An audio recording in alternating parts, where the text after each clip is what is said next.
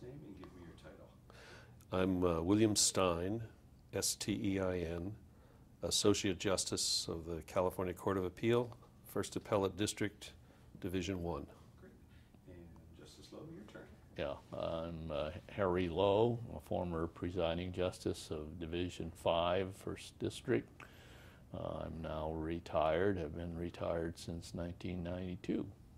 Wonderful. And Justice Stein, we are ready to start. Okay. Harry, let's start with the, tell us a little bit about your background before you went to college and law school, about how you, how you developed an interest in going to law school. And, yeah, well, I grew up in Oakdale, born and raised in Oakdale, California, which is a very small community, 2,000 people in the whole community when I was growing up, and now when I left it was about 3,000 in 1950.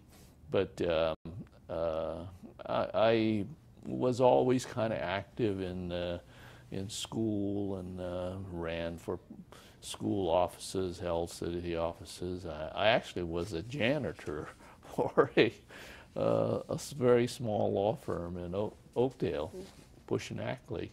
And I was their janitor for about 4 or 5 years. I remember they wrote me a little Christmas bonus, and they said, to Harry Lowe, a very fine lad, but the worst cleaner-upper we've ever had.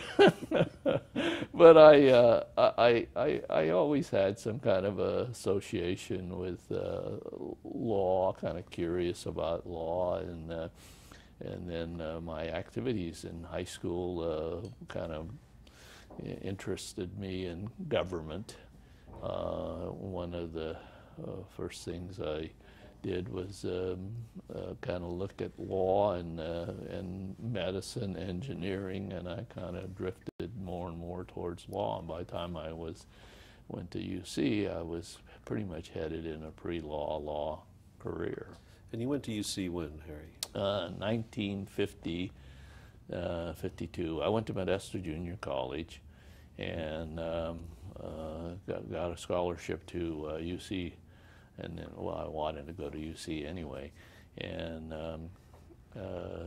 went to UC and graduated in 52.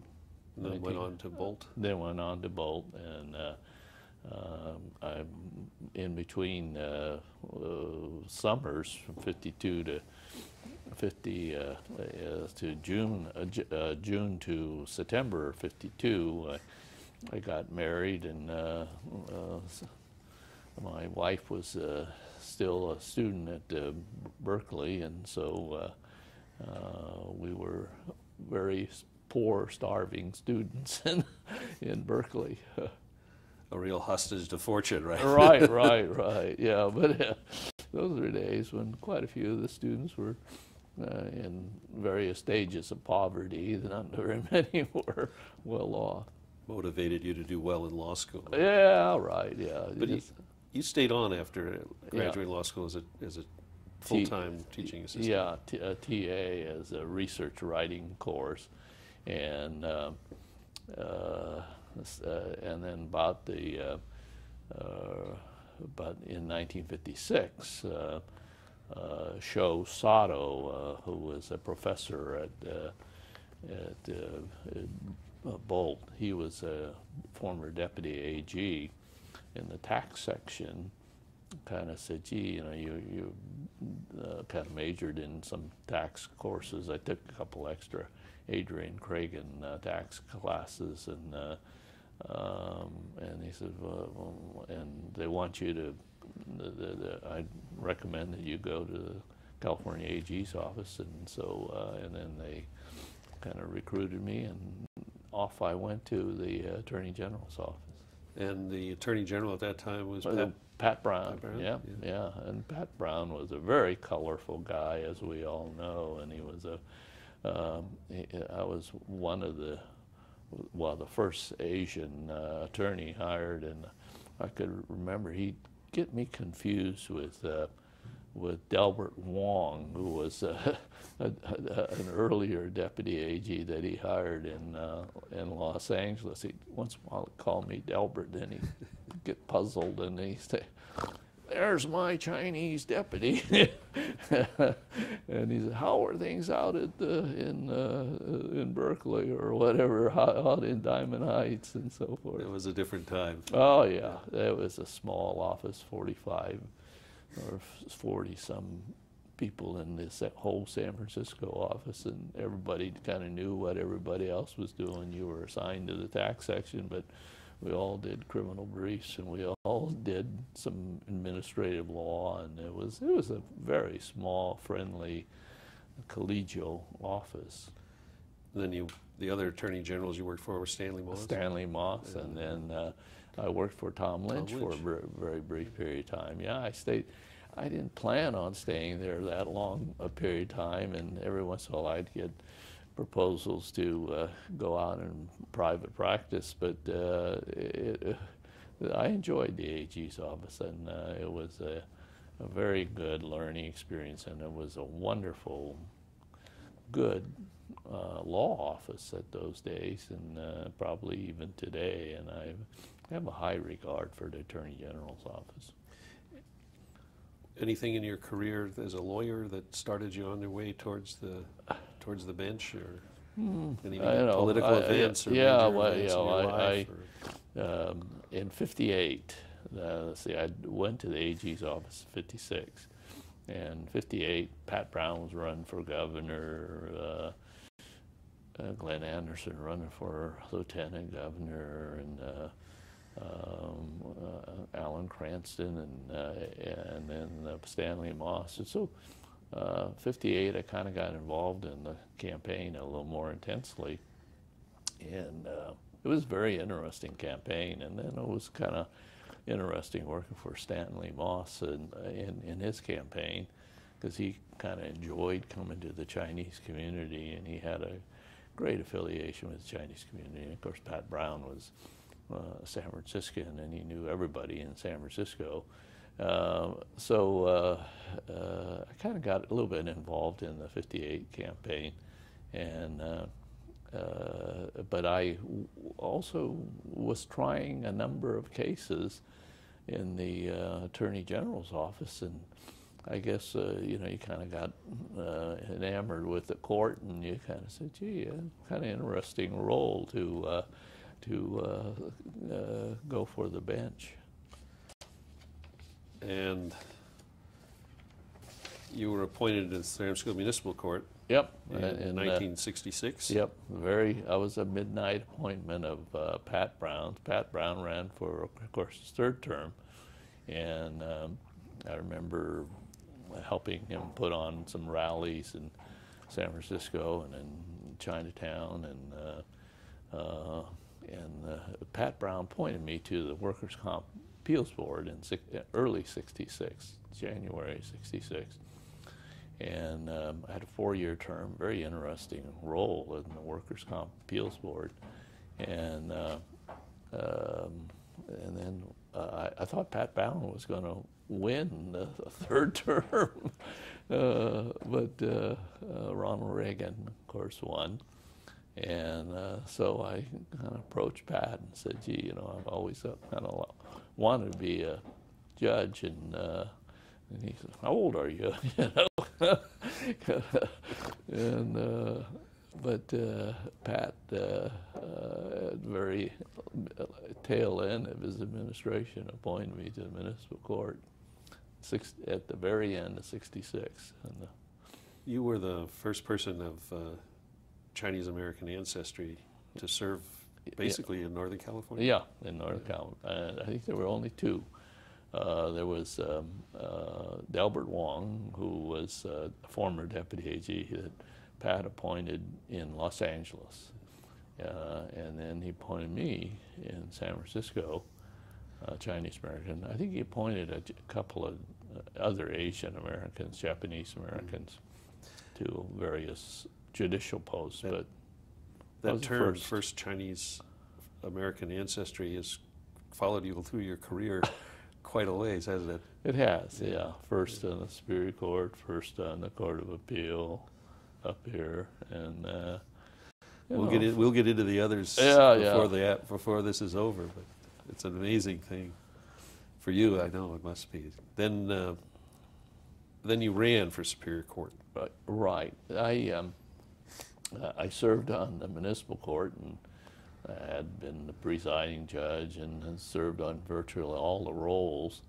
Ronald Reagan was, of course, the governor then, and I think that having had a fairly active Democratic background, it kind of held me back in his appointments, and so the opportunity came up when a judge retired. Judge Byron Arnold retired, and I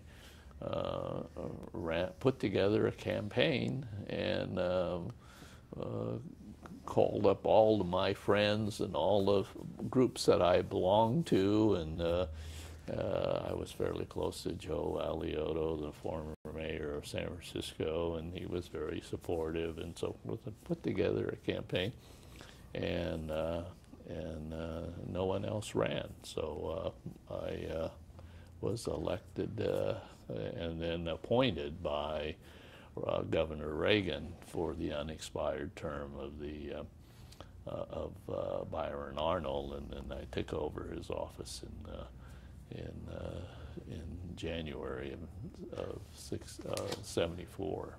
That background, Harry, leads to some issues that I'd like to, if you want to express some interest on for the purpose of the interview.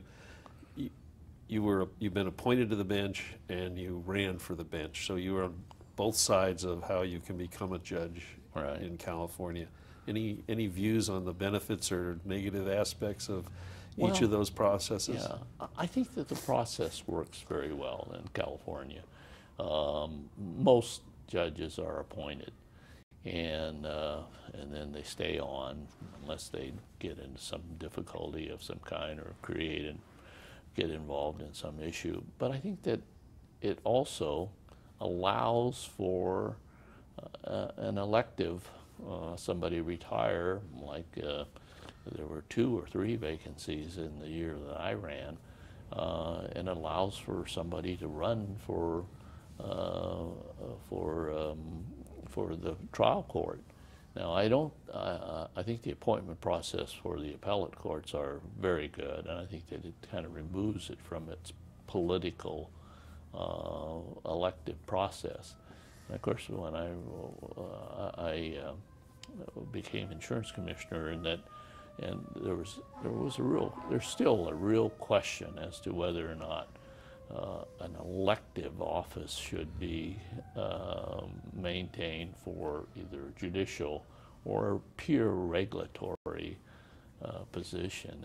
But I think the process works very well in California.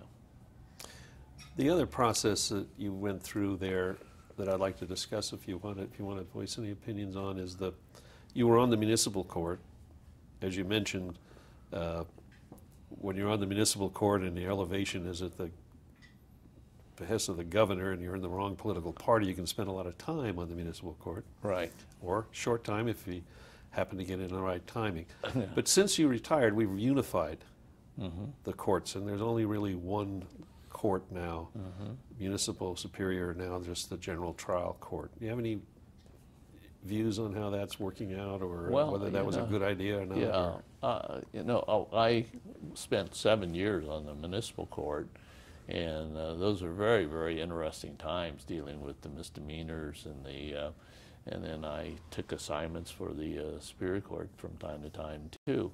I thought it worked very well, but I enjoyed my role on the municipal court, and I thought that I got tremendous training on the municipal court. Even though you didn't handle serious felonies, you did the preliminary hearings, you dealt with a whole batch of misdemeanors. Of course, 1967 was when Summer of Love came in, and all of Haight-Ashbury, the Vietnam Veterans Against the War, the Black Steadies, protests, and so forth. A number of those kind of things were pretty heavy type cases, And it was a wonderful training ground. I think that there are some advantages in the unification of the courts. And I think certainly in the felony preliminary hearings it is good. But I kind of think that the training that I got from the municipal court was wonderful training in calendar management and handling volumes of cases and the variety. I think that if you're stuck in the municipal court for a long, long period of time, it is kind of somewhat disheartening, particularly if you feel that you're a fairly good judge. But but then there were always assignments to the Superior Court, which I took on a regular basis. And I remember when I was PJ, when Joe Carish was PJ of the Superior Court, and we worked out, okay, you're going to have this judge for 2 weeks, you're going to have this judge for 4 weeks, or whatever period of time. And so it allowed for the interchange to take place on an informal basis. You know, I think when you retired, you were giving a talk, and I think you said that you enjoyed, or that the best court, or the court that was closest to the people, was the municipal court, where you saw the real people, the real day-to-day problems that people have that don't escalate into Superior Court felony problems or civil law problems that are hundreds of thousands of dollars, but just the day-to-day getting through life problems are in there at court. I still think that's the case, that the system is somewhat backward, that the encouragement of good judges to stay on in the municipal court to deal with the real people type problems ought to be encouraged, and the differences in the roles should not be, at least in pay and prestige, should not be as disparate as it was in pre the consolidation and even the work of the appellate court. I think that compared to what you do on the municipal court, in terms of overall social value, I think that the municipal court should be given the recognition and the prestige of a higher degree than it had in those early days. You obviously are a hands-on kind of personality that likes to get involved with people and people's problems. Did you have any problem when you got to the appellate court? I mean, this place is like the ivory tower. My phone never rings unless it's my wife. You know? Yeah. Well, I think that the creation of a new division, and then being the PJ, and dealing with all the writs, and then of course I always kind of took a fairly active extrajudicial role in activities, the National Center for State Courts, the ABA, and some other community type activities that were somewhat law related, but were certainly diversions, and so I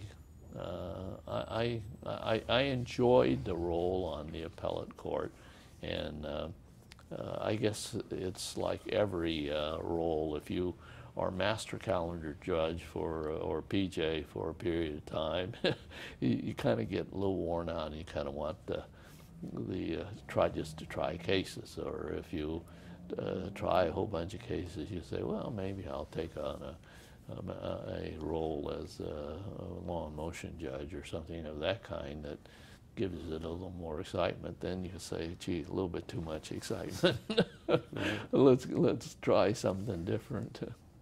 You know, speaking of midnight appointments, you were appointed to the Court of Appeal in 1982 by the outgoing governor, Jerry Brown. Right. That was a new division that had been created. Do you want to talk at all about how that came about? Yeah, well, it was, there are various stories on it. They added 3 new justices to First District, and question of whether it was intentional, was just to add more judges. It was probably the First District didn't really merit at least the whole new division, three additional appellate judges. But the law legislature passed it. I guess part of it was to give Jerry Brown a crack at appointing some additional judges, and I think Bob Puglia of the Third District and others said, "Gee, you guys going to have nothing to do." But it passed and created a whole new division. Of course, we had then the work of the Sixth District. The Sixth District was initially was not part of, did not get created because the appointments were somewhat delayed, and then there was still the influence of cases coming up from Monterey, Santa Clara, and so forth that went to the First District, and the First District was very much backlogged when in 1982-83, and so the three of us stuck together for 9 years, Zern Hanning and Don King and I. Yeah, Don King Yeah. from San Francisco and Zern Hanning from San Mateo. San Mateo. Yeah. And the three of you were were they still with you when you retired? Or? Oh yeah. Yeah. Yeah. All 9 years we stuck together, and wonderful colleagues. And I probably talked to Don King 3 or 4 times a day, and probably had lunch with him 2 or 3 times a week. And Zern I'd see all the time too, and we worked very, very closely together. And our philosophies were pretty much the same. Very few dissents, very few concurring opinions. Rather rare that we had dissents. We hammered out our differences, if there were differences. And we also had a similar type of philosophy in terms of calendar management, that we just disliked old cases. Yeah, at that time, most of the other divisions, our careers overlapped a little bit. Yeah. Most of the other divisions worked the cases a long time before they had oral argument. Right. And the cases might be a year or more old by the time you had oral argument, but you guys were popping them out as we try to do today now. Yeah. It was kind of a...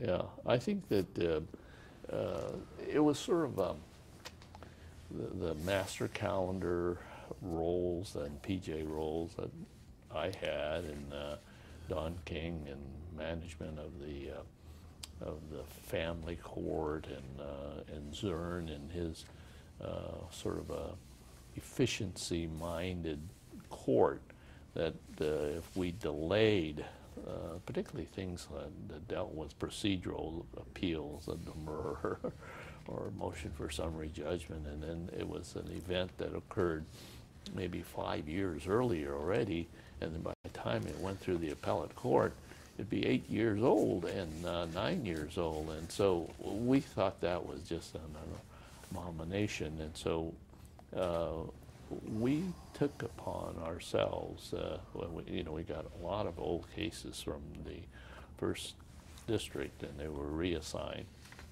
We said, gee,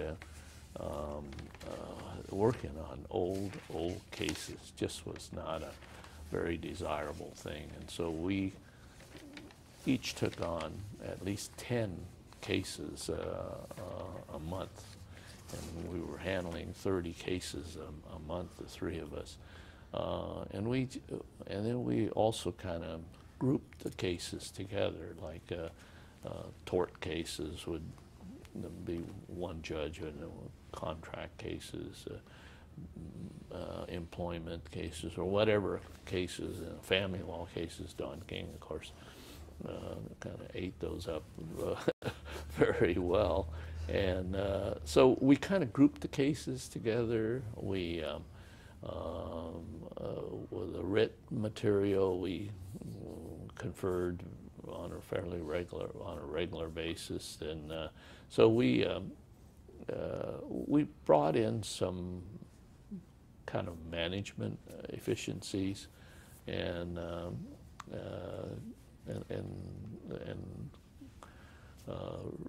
just wrote opinions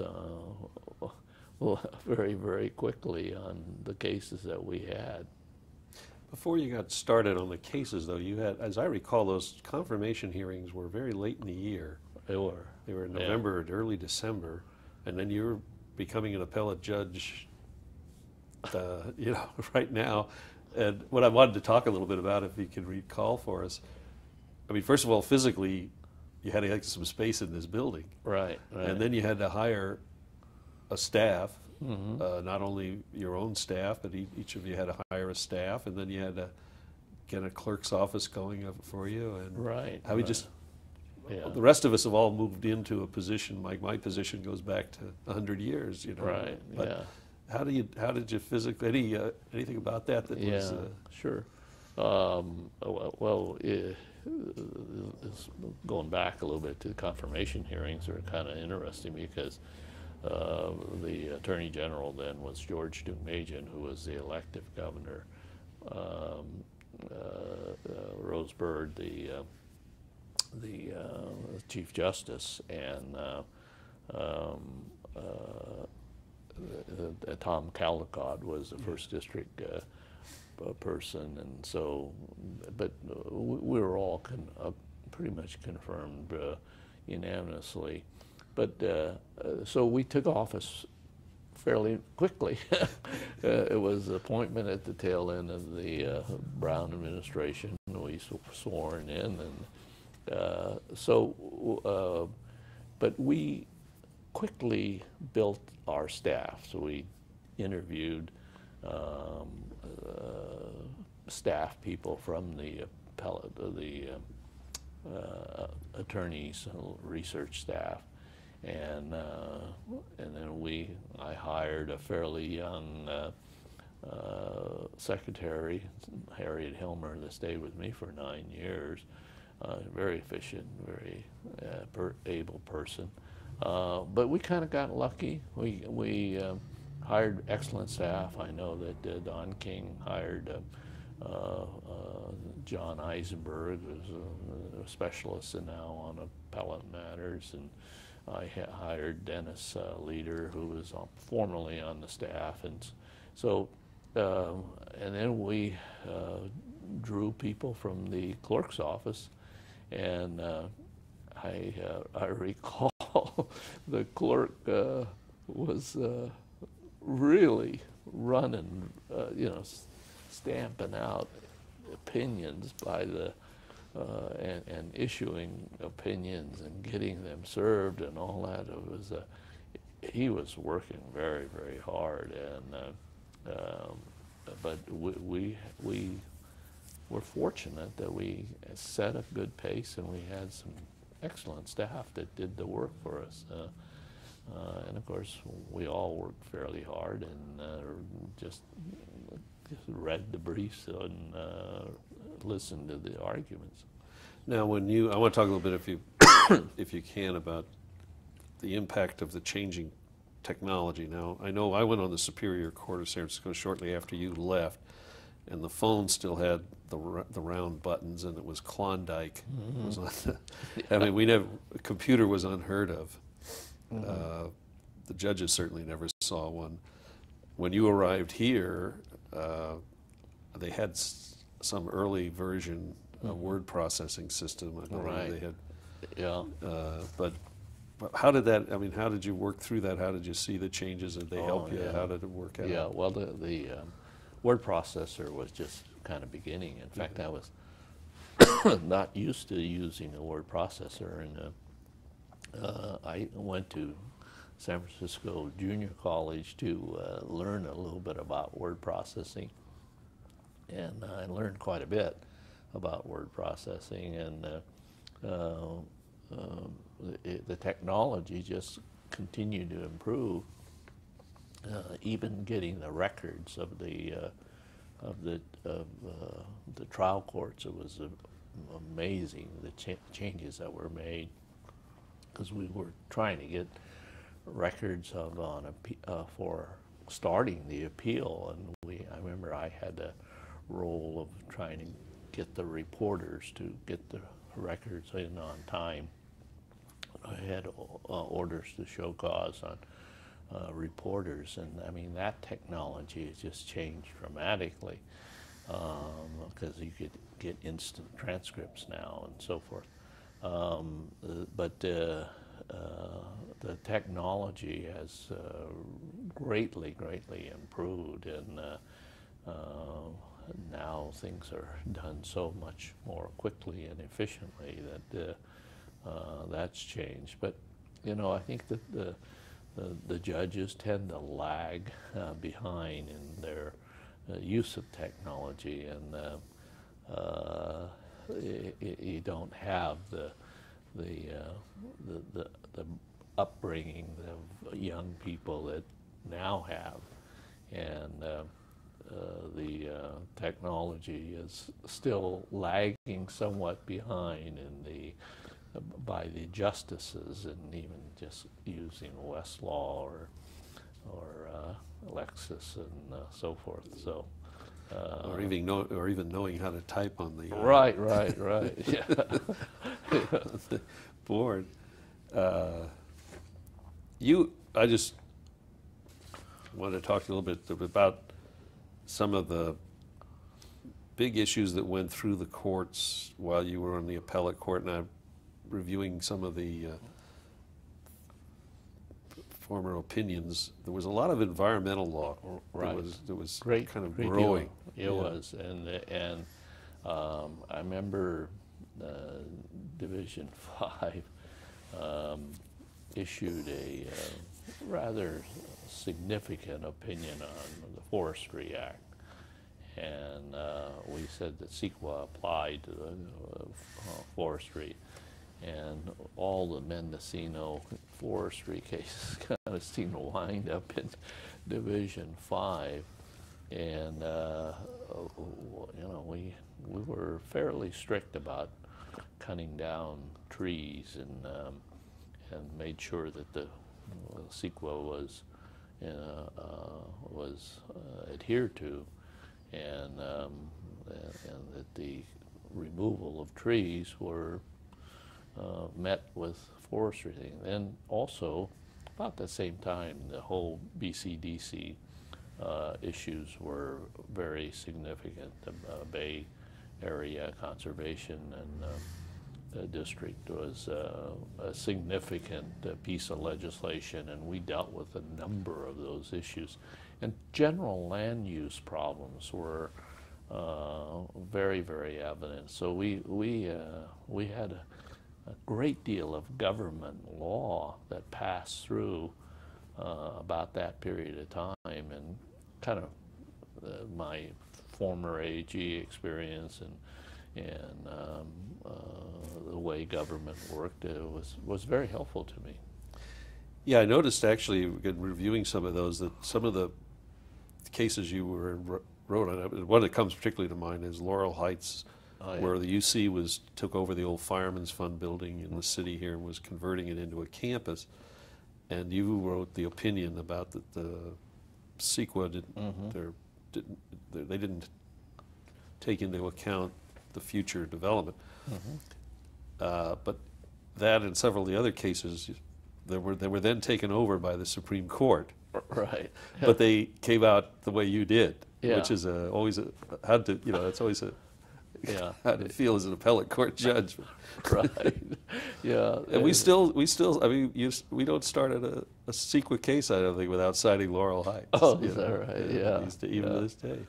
Well, that was a very interesting. And in the Bay Conservation case, you wrote the opinion in Mean versus Bay Conservation required this house that was built without permits over the bay to be removed. Removed, yeah. And it was a drastic result, but think it was the right result. It just did not meet the BCDC requirements, and we said, gee, you did it wrong and you have to tear it down.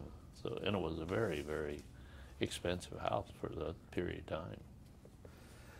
And the other one that I recall was Yarborough versus Superior Court. Yeah. Made you popular with the Yeah, bar. with the bar, yeah. That was an interesting case because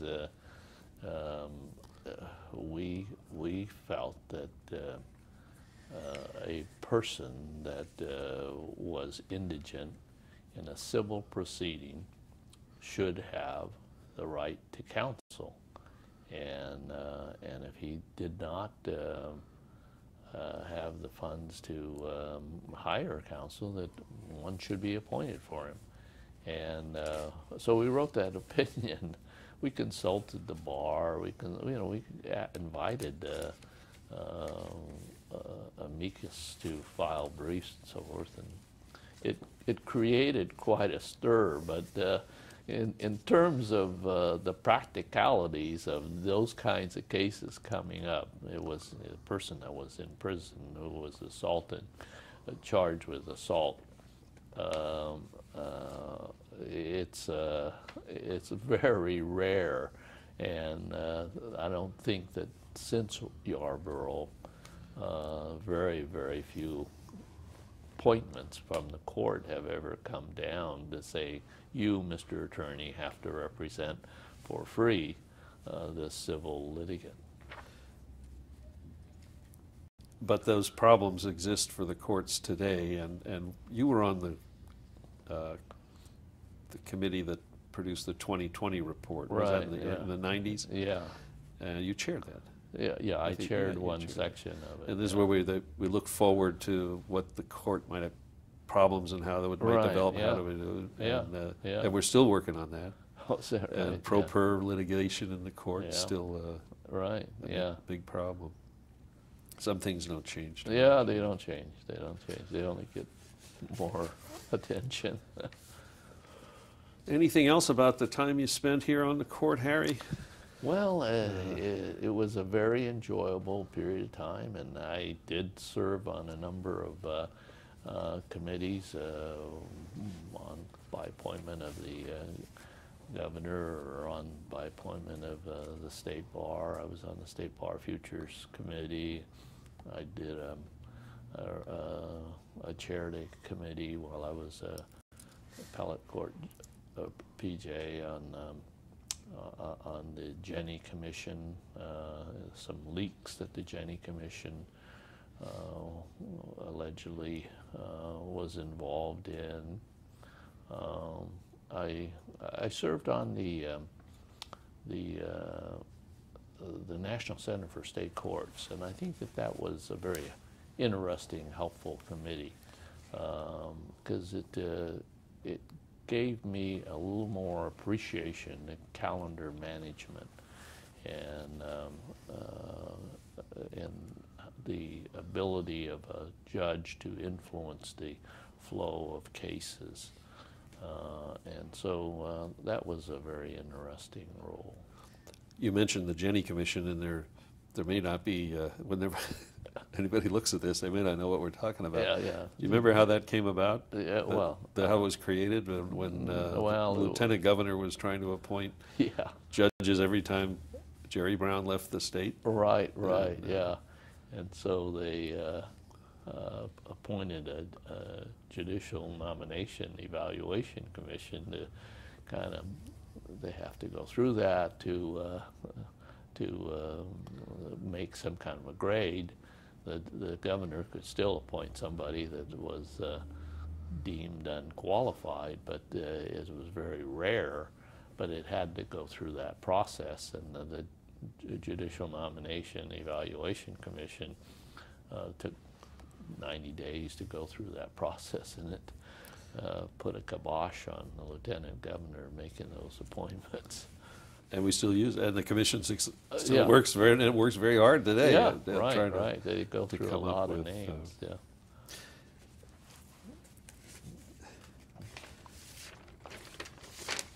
Now, At some point, you retired, Harry. One of the Yeah. one of the questions is, why did you leave? Why did you leave this wonderful place? Yeah, well, I guess I stayed 7 years on the Municipal Court, 9 years on the Superior Court, and then 9 years on the Appellate Court. It was a very enjoyable role on the Appellate Court, and was getting to be kind of a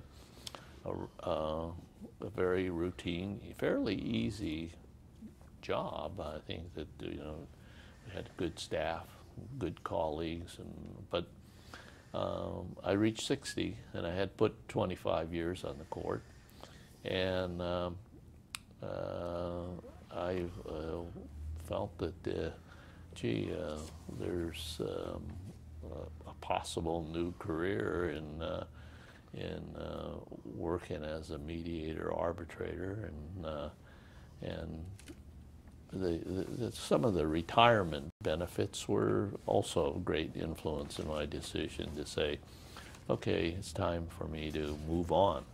And so at the end of 1991, 92, I guess, 1991, I decided to say goodbye to the courts and continue to work in a private capacity.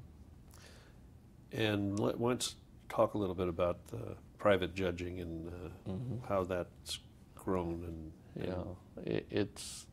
I mean, is it a competitive system or with the public no, system? I really think it is an adjunct. I think it is an alternative dispute resolution system. I joined JAMS, and it was. I've always been involved in settlements and case management, and I thought that it was a good adjunct to the judicial system, and I still think it is. It takes away a great deal of the litigation that comes through the courts, and it's handled privately in a very efficient and generally satisfactory manner in the mediations that we handle. The arbitrations are very much like trials, and so you handle those, and arbitrations are being written in more and more clauses in every field of conflict. And so I think it's a very, very important function. And then you handle some evaluations on appellate matters, evaluations of, and you get special referee roles that handle division of property, probate matters, and so forth, where you're assigned to take on that role. And I think it's a very, very important function. And JAMS handles something like 10,000 cases in California, and so it's just really a drop in the bucket. But it's a very important part of the judicial system. And that had only started a few years before you retired. Right. It started about 1978, 79 in Orange County, and then it moved to San Francisco about 1985, and so I joined about 6 years later. Well, you had a few other careers in retirement, right? Yeah. You're not a retiring kind of guy. No, I'm not. I almost right after I retired, I get this call from Mayor Frank Jordan. Says, "Gee, why don't you? Now that you're retired, you got some free time. You could take on this president of the police commission." I was a former chief of police, and you just run these police commission meetings. And I said, "Oh, okay, Frank, I'll do it." I knew Frank very well. I knew him since he was a rookie police officer, and I was on the municipal court, and we worked on a number of things together, including minority police officer problems and recruitment problems, and I kind of admired the fellow, and So I took on that presidency of the police commission, and almost from the very beginning we had the Rodney King riots. We had to discharge a former chief of police. We had all kinds of problems with the management of the police department, and it was a very interesting, challenging role. And I was still doing full-time JAMS work. Then I went to be president of the Frank Jordan served one term, and then Willie Brown came in, and I kind of sat back and stayed away from things for a while. And then Willie Brown says, "We got some problems with the Human Rights Commission," and FBI was looking into a lot of the airport contracts. Willie didn't tell me that about that part, but he asked me to chair the Human Rights Commission, and I did that for about 2 years. And then I was arbitrating a case in San Diego, and I get a call from the governor's office and say, "Send me your resume." I says, "What for?" "There are no vacancies on the Supreme Court," or I was thinking, and no, but Chuck Quackenbush was was asked to resign, and the governor was looking for somebody that might be able to kind of restore some confidence in the insurance commissioner's role. And one of my questions was, "Gee, can I run the office out of San Francisco? And because that's where my home is." So, "Oh, we think so," but no, you had to get an apartment in Sacramento and spend a lot of time in Sacramento. But it was a very interesting role when I was insurance commissioner. I met some very interesting people, worked with some very interesting issues, and kind of rebuilt the office, and worked very hard in that position. Yeah, it's for the record, that was Gray Davis, right? Gray Davis. Gray Davis, yeah. Yeah. And you did work. I mean, I remember that office was in the bottom of the bottomless pit. It was ethically and reputation-wise, and it was a very interesting challenge, and even staff. 1/4 of the staff had left that office, so we had 350 vacancies out of 1,400 people. So I had to rebuild the entire staff and rebuild the executive staff, and give it a whole new direction, and look into a lot of things that were amiss, or I thought not very well handled. And then I also took an active role in the regulatory side of the office, and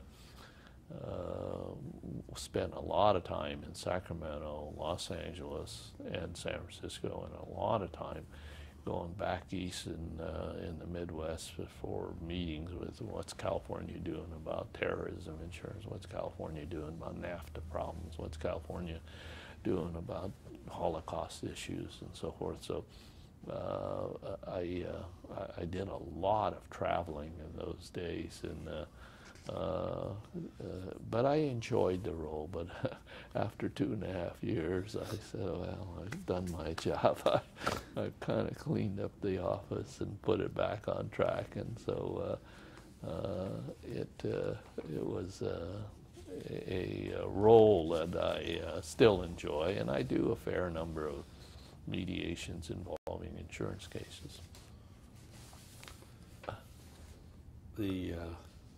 I remember, I was going to introduce this subject, but I remember visiting your court in San Francisco, Superior Court, and you had the huge mural Oh, yeah. of the old city, Yeah.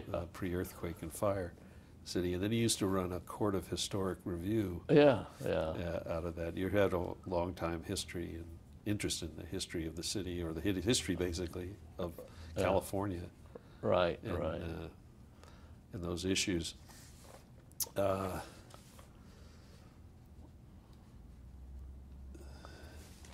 wanted to talk about some of the issues that are facing our court now, and if you feel comfortable giving us kind of a historic pre-review about perspective on the matters. You've been a long time advocate of diversity and opportunity for minority people. Right. And we still, you were on the, as I mentioned earlier, on the 2020 committee. Right, yeah. When you were, you said you've been the first person of Chinese American ancestry in a lot of areas. Recently, our strategic plan for the judicial branch that just came out for 2007 to 2012, the number one goal is to have the makeup of the judiciary branch reflect the diversity of the state residents. And I know you've given a leg up to a lot of people when you had the opportunity to do that. And I just wondered if you had any views. Well, I think that that's certainly a desired goal.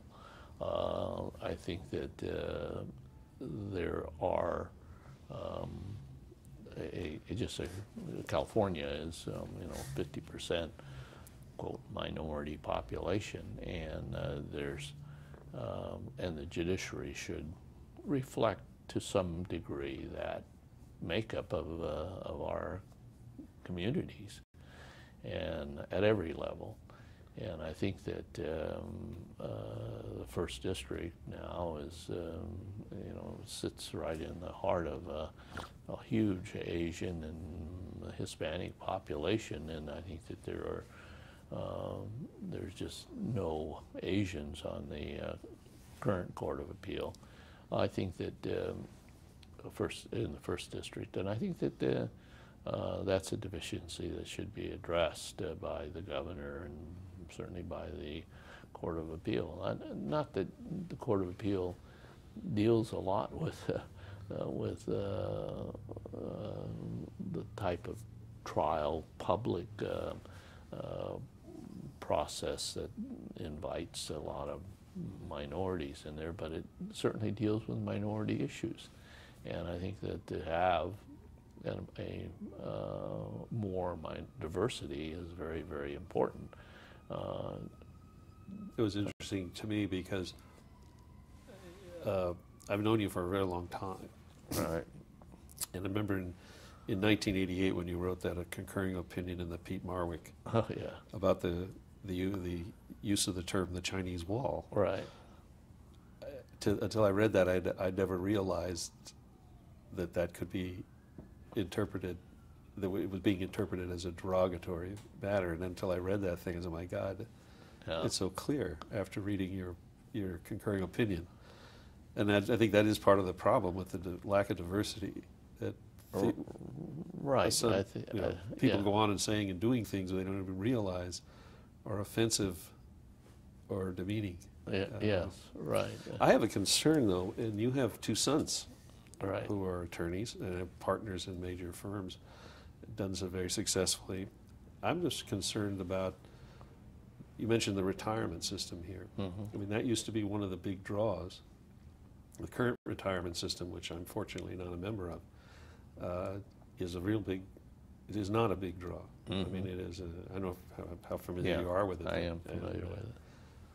And so I'm just, you're out there hopefully recruiting people because you know everybody. And is there a resistance to coming to join? I think it is. There are barriers, and I think that the financial incentives are somewhat below private practice, and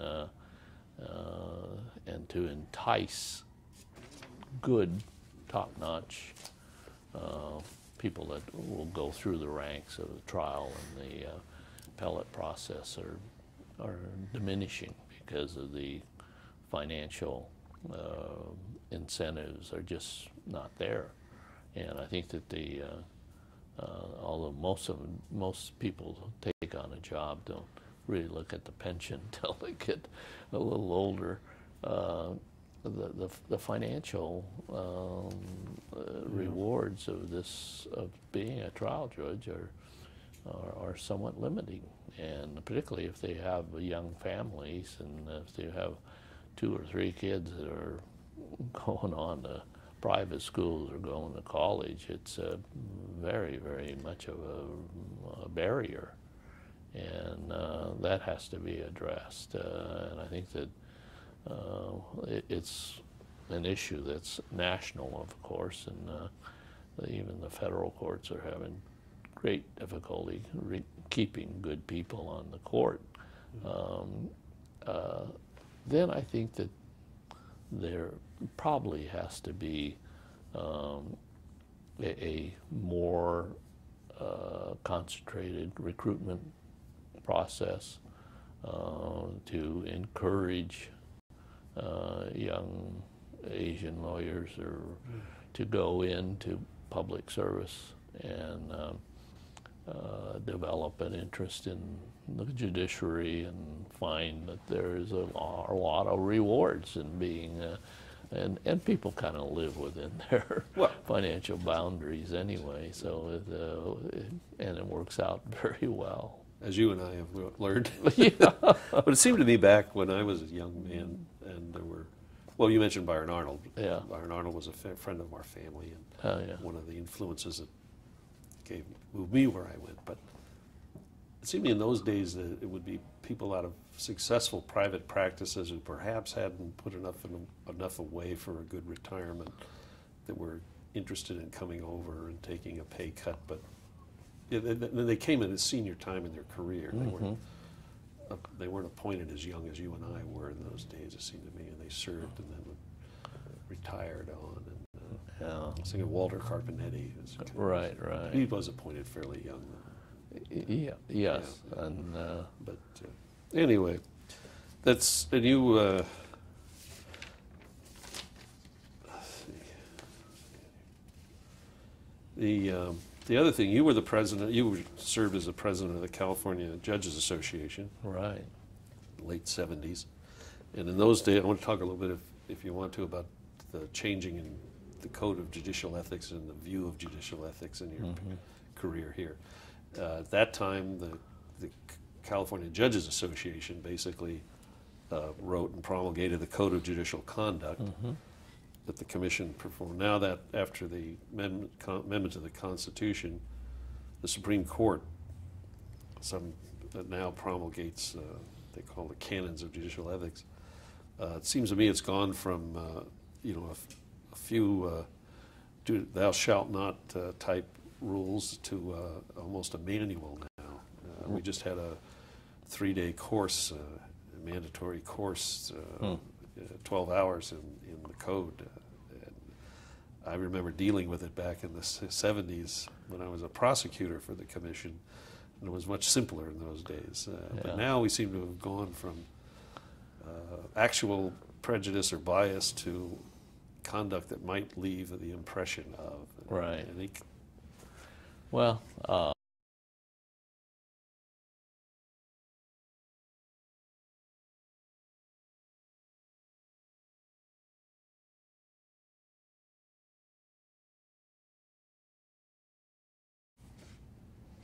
am ready whenever you are.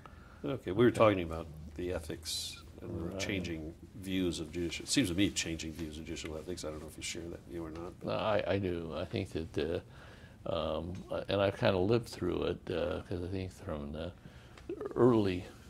mid '60s when I first went on the bench, judges were far more loose in the handling of questions of judicial ethics and kind of engaged in a fair amount of outside activities, and it wasn't particularly scrutinized or closely monitored, and I've kind of watched this changing atmosphere of greater and greater scrutiny. And I think it's good. Overall, it's good. I think that judges are held to a very high standard, and that standard has to be enforced. In the and during my period of time, while I was California Judge Association, wrote the opinions and wrote the rules, and some were kind of favored the judges, and but I think that now it's handled a little more independently, and it's a good thing. I think that the judiciary has benefited from this in more intense scrutiny. I do think that there is an area of a drawback, and that is that I do think that you need to balance the judge who remains fairly active in the community. And I think that that's a good thing for the judge to be active in the community, to be a participant and to learn from the community, to sit with police officers one day, gang members another day, or to mix with the diversity of the community, to mix with the economic levels within the community.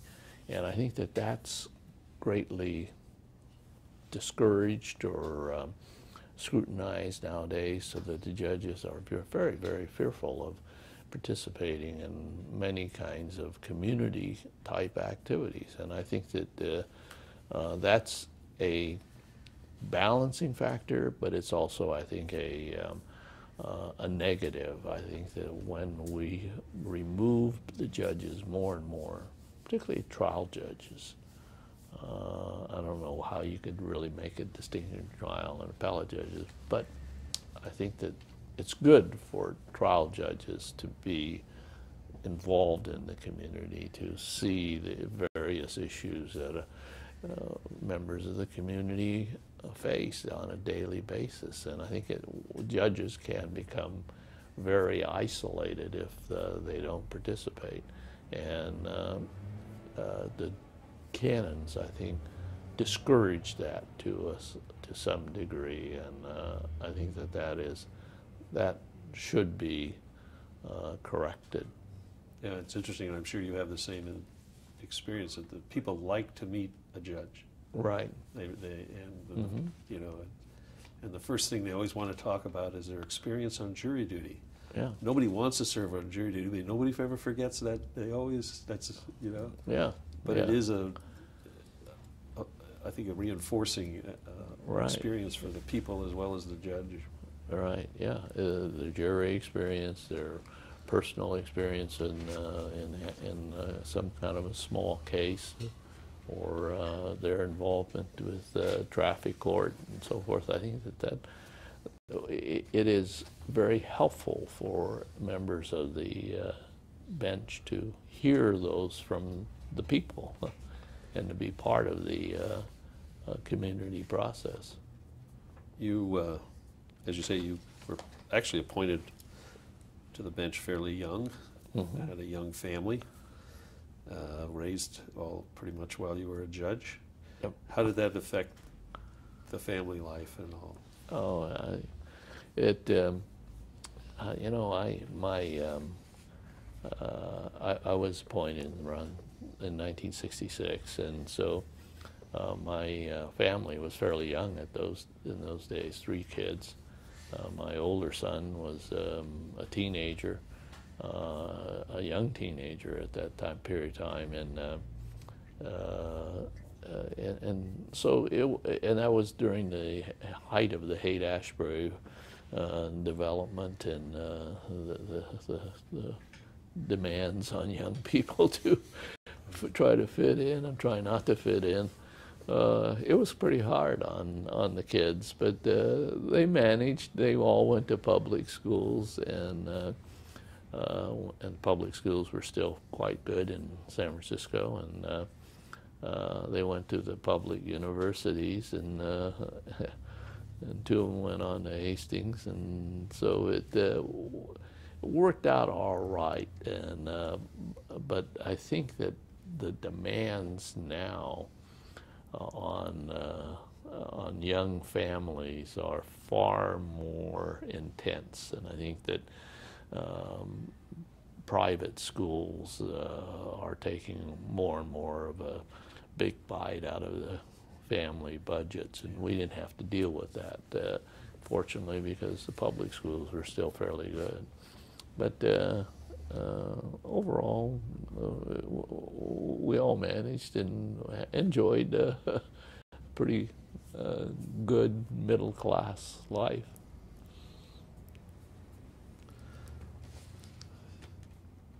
I think your, was it your youngest son the other day in the quoted as saying that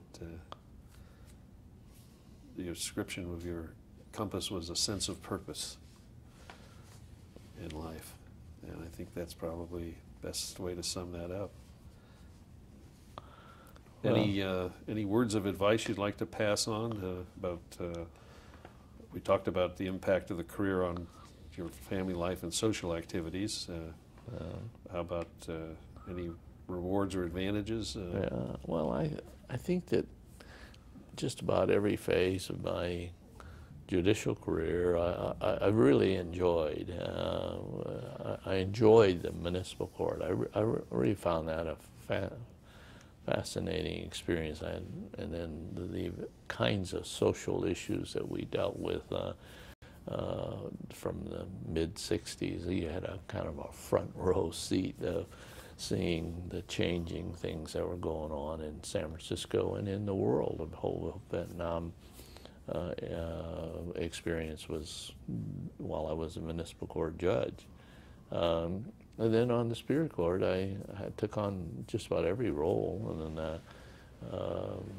even the juvenile court. I took that on at the sort of the tail end of my judicial career on the Superior Court. I thoroughly enjoyed that role, and then experienced a great deal of extrajudicial type activities like the California Judges Association, and even took on a role of the Board of Visitors at West Point, and when they had the Women at West Point program going on, and there was kind of a minority recruitment effort going on then, and I chaired the Board of Visitors in the late 70s, early 80s, and so it was I've had that experience. And then on the appellate court, I really enjoyed working with my colleagues there, and it was a fun time, and then I'm still having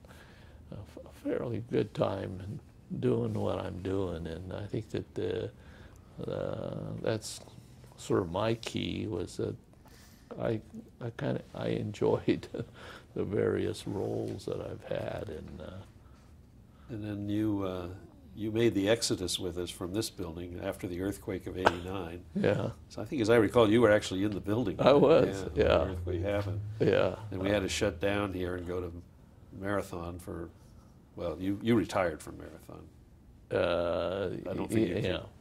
And you didn't move back here. No, I didn't move back here. Yeah. In fact, the 1989 earthquake, I was leaving the building, and I was in the basement of this building, and I remember going to my car just about 5 o'clock, and the whole building was shaking, and the pillars were moving back and forth that were holding up the building, and the sewer lines, the big old sewer lines that ran through the basement, were bouncing up and down.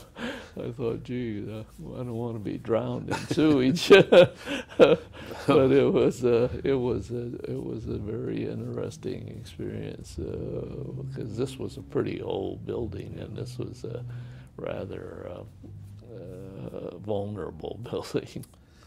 It really was, and we were out of here for about 10 years before they got it Yep. rebuilt. And Yeah, it's a beautiful old structure, and of course you and I spent lots and lots of years in this building. I mean, we spent 10 years in the Attorney General's office on the 6th floor of this building, and then I spent some time as a Workers' Comp Appeals Board member, and then I spent a lot of time around City Hall, and then back here in the Court of Appeal for a period of time. So I have a great fondness for 350 McAllister Street. anything else you'd like to add, Harry? No, I I think that we've covered a lot of territory, and I was glad to participate and share some thoughts on this legacy project. It's been an honor for me and a great and rewarding experience to learn more about my old friend. Yeah. Well, we go back a lot of years, and I remember performing your wedding and swearing you in 3 times. Each time I was appointed. Yeah. That's Called Justice Lowe. Yeah. And my wife sends her best. Okay, And, thanks. Yeah. And thanks, I know yeah. that Yeah. one of the reasons your children turn out so well is they have a wonderful mother. Well, yeah, Yeah, that is true, and it's been a very long and good marriage. I think that's about it.